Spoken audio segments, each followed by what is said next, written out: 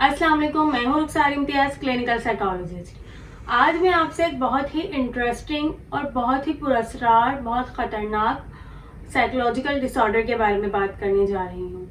ये एक ऐसा डिसऑर्डर है जो कि बहुत ही ज़्यादा कॉम्प्लेक्स है और बहुत ख़तरनाक है और जिसका नाम है स्किज़ोफ्रेनिया। स्किज़ोफ्रेनिया एक ऐसा डिसऑर्डर है जिसके मुताबिक वो लोग जिन्हें साइकोलॉजिकल डिसऑर्डर्स के बारे में इंफॉर्मेशन नहीं होती है वो इस डिसऑर्डर को मिसअंडरस्टूड करते हैं, और अगर जब इसके सिम्टम्स आना शुरू होते हैं तो ऐसे लोग जिन्हें साइकोलॉजिकल डिसऑर्डर्स के बारे में इंफॉर्मेशन नहीं होती तो वो ये समझते हैं कि उस इंसान को जिससे इसके सिम्टम्स आ रहे हैं उससे या तो कोई जिन चिमट गए हैं या कोई ऊपरी असरात हो गए हैं। स्किज़ोफ्रेनिया एक बहुत ही कॉम्प्लेक्स डिसऑर्डर है। अगर ये किसी भी इंसान को हो जाता है तो उसकी पूरी पर्सनैलिटी तबाह बर्बाद हो जाती है। इसके कुछ फीचर्स हैं, कुछ साइन एंड सिम्टम्स हैं जिस पर आज हम बात करेंगे। स्किज़ोफ्रेनिया के डिसऑर्डर्स के अगर हम बात करें स्किज़ोफ्रेनिया डिसऑर्डर के बारे में तो इसके जो सिम्टम्स हैं उसे दो तरह की कैटेगरीज होती हैं। फर्स्ट इसके पॉजिटिव सिम्टम्स होते हैं कुछ, और सेकंड जो है इसके कुछ नेगेटिव सिम्टम्स होते हैं। पहले हम पॉजिटिव सिम्टम्स को डिस्कस करेंगे। पॉजिटिव सिम्टम्स में भी 3 तरह की कैटेगरीज आती हैं। फर्स्ट जो होते हैं वो होते हैं डिल्यूजन। किसी भी इंसान को अगर स्किज़ोफ्रेनिया होता है तो उससे डिल्यूजन हो सकते हैं। डिल्यूजन बेसिकली फॉल्स थॉट्स होती हैं, यानी स्किज़ोफ्रेनिक पर्सन की कुछ ऐसी थॉट्स आने लगती हैं स्किज़ोफ्रेनिक पर्सन को जिसका रियलिटी से कोई कांटेक्ट नहीं होता। और इस डिल्यूजन्स को भी 3 तरह की कैटेगरीज में या 3 से 4 इसकी कैटेगरीज हैं। जो फर्स्ट कैटेगरी के डिल्यूजन्स होते हैं वो होते हैं ग्रैंडियोसिटी। ग्रैंडियोसिटी में जिस इंसान को स्किज़ोफ्रेनिया होता है वो अपने आप को बहुत बड़ी चीज समझने लगता है, अपने आप को बहुत सुपीरियर समझने लगता है। उससे इस तरह के थॉट्स आने लगती हैं, उसके इस तरह के बिलीव्स होते हैं कि मैं अपने हाथों से दरिया की लहरों को रोक सकता हूँ, या फिर मैं अपने हाथों को मूव करके बारिश बरसा सकता हूँ। तो इस तरह की थॉट्स आ जाती हैं जिसका सबको पता है कि इसका रियलिटी से कोई कांटेक्ट नहीं है। लेकिन ये थॉट्स उस इंसान के लिए जिसे ये बीमारी है उसके लिए रियलिटी का दर्जा रखती हैं। वो इन थॉट्स को रियल समझ रहा होता है और वो एक बीमारी में होता है और उसे भी नहीं पता होता कि वो बीमार है, जबकि उसके इर्द गिर्द के जो लोग होते हैं उन्हें दिख रहा होता है कि कुछ प्रॉब्लम्स हैं। सेकंड जो डिल्यूजन होता है वो होता है पैरानॉइड। पैरानॉइड में ये होता है कि कुछ शक व शुबात होने लगते हैं। शक व शुबात इस तरह के होने लगते हैं कि उस इंसान को जिससे डिल्यूजन्स हो रहे हैं या फिर जो स्किज़ोफ्रेनिक की तरफ जा रहा है, स्किज़ोफ्रेनिया की तरफ, उससे उस तरह की थॉट्स आने लगती हैं कि कोई एजेंसी के जो कि मेरे पीछे लगी हुई है, कोई मुझे कत्ल करना चाहता है, या फिर मोबाइल के जो कैमरा है उससे मुझे कोई वॉच कर रहा है। इस तरह के शक व शुबात होने लगते हैं। तो ये होते हैं पैरानॉइड। थर्ड जो डिल्यूजन्स होते हैं वो होते हैं रिफरेंशियल।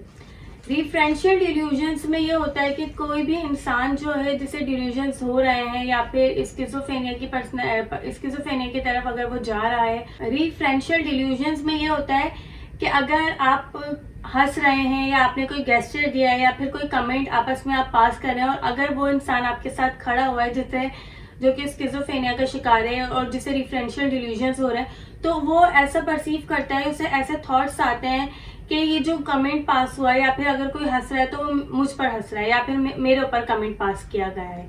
तो ये रिफरेंशियल डिल्यूजन्स होते हैं। फोर्थ जो है सोमैटिक डिल्यूजन्स होते हैं। सोमैटिक डिल्यूजन्स में ये होता है कि जो वो पर्सन जिसे डिल्यूजन्स हो रहे हैं उसे इस तरह की थॉट्स आने लगती हैं, उसका ये बिलीव हो जाता है कि मुझे जो है किसी भी किस्म की बीमारी हो गई है। वो बीमारी कोई भी हो सकती है, लाइक हार्ट फेल हो रहा है मेरा, या फिर मुझे कोई शुगर की बीमारी हो गई है, या फिर मेरा दिल बाहर निकल चुका है। इस तरह के सोमैटिक डिल्यूजन आने लगते हैं जो कि हेल्थ से रिलेटेड होते हैं। वो अपने हेल्थ के बारे में इतने ज्यादा कॉन्शियस हो जाते हैं क्योंकि उन्हें सोमैटिक डिल्यूजन्स परेशान कर रहे होते हैं। तो ये कुछ डिल्यूजन्स थे जो कि स्किज़ोफ्रेनिक पर्सन्स को होते हैं। सेकंड जो पॉजिटिव सिम्टम्स हैं वो है हेलुसिनेशंस। हेलुसिनेशंस में ये होता है कि वो इंसान जो कि स्किज़ोफ्रेनिया का शिकार है उससे हेलुसिनेशंस होने लगते हैं, यानी कुछ ऐसी चीजें सुनाई देने लगती हैं और दिखाई देने लगती हैं जिनका रियलिटी से कोई कांटेक्ट नहीं होता, जो कि रियलिटी में एग्जिस्ट नहीं करती। ऐसी या तो आवाजें सुनाई देती हैं या फिर ऐसी चीजें दिखाई देने लगती हैं। अगर तो उससे ऐसी आवाजें सुनाई दे रही हैं तो इसे हम कहते हैं ऑडिटरी हेलुसिनेशन। यानी ऑडिटरी मीन्स ऑडिटरी जो है ऑडियो से निकला है, यानी उसे इस तरह की चीजें सुनाई देती हैं। लाइक मिसाल के तौर पर उसे अजान की आवाज सुनाई दे रही है या फिर उसे किसी की बात करने की आवाज़ सुनाई दे रही है, तो ये होता है ऑडिटरी हेलोसिनेशन। और विजुअल हेलोसिनेशन में ऐसी चीज़ें दिखाई देना जिसका रियलिटी में कोई कॉन्टेक्ट नहीं है। लाइक जिसे हेलोसिनेशंस हो रहे होते हैं, विजुअल हेलोसिनेशंस, उससे सामने बैठा हुआ कोई इंसान दिखाई देता है, या फिर चलते फिरते लोग दिखाई देते हैं, या फिर कोई बिल्ली दिखाई देगी। इस तरह की चीज़ें उसे दिखाई देती हैं जो कि उसके सामने खड़े इंसान को दिखाई नहीं देंगी। लेकिन वो इंसान जिसे हेलोसिनेशंस हो रहे हैं, वो ये कहता है कि मुझे सामने चीज़ दिखाई दे रही है। तो सामने वाला पर्सन अगर उसे साइकोलॉजिकल डिसऑर्डर्स के बारे में इल्म नहीं होगा तो वो ये समझेगा कि शायद इसे कोई जिन चिमट गया है, या फिर कोई इस तरह की कोई शेर आसपास है जो कि उसे परेशान कर रही है, जबकि एक्चुअल में हो सकता है कि वो स्किज़ोफ्रेनिया डिसऑर्डर का शिकार। थर्ड जो पॉजिटिव सिम्टम्स में कैटेगरी है वो ये है कि डिसऑर्गेनाइज्ड स्पीच।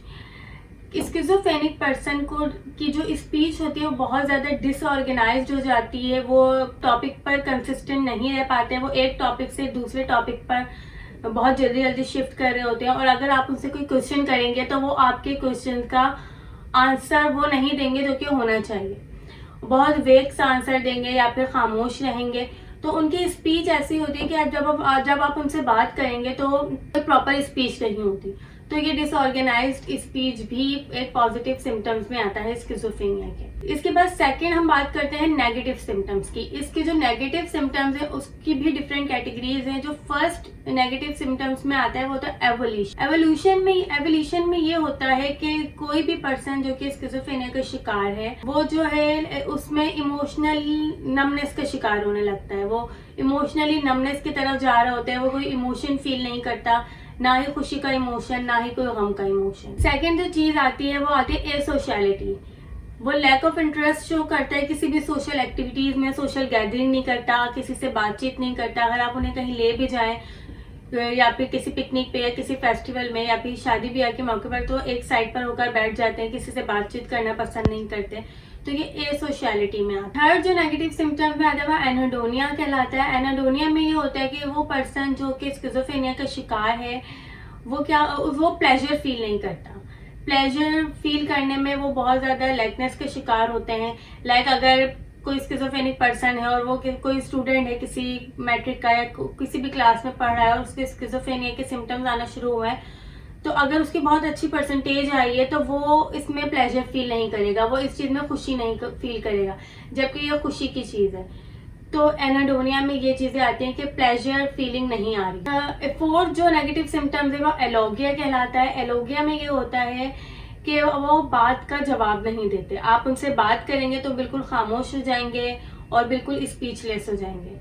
तो ये चीज़ें कुछ हैं जो कि नेगेटिव सिम्टम्स में आ रही होती है स्किज़ोफ्रेनिया। नेक्स्ट वीडियो में हम इसके ट्रीटमेंट पर बात करेंगे कि क्या ट्रीटमेंट अप्रोचेस हम यूज कर सकते हैं स्किज़ोफ्रेनिक पर्सन के लिए। तो फर्दर वीडियोस हमारे साथ रहेंगे। तब तक के लिए अपना बहुत ख्याल रखिएगा और हमारे चैनल को सब्सक्राइब करें, लाइक करें और बेल आइकन को प्रेस करें। शुक्रिया, अल्लाह हाफिज।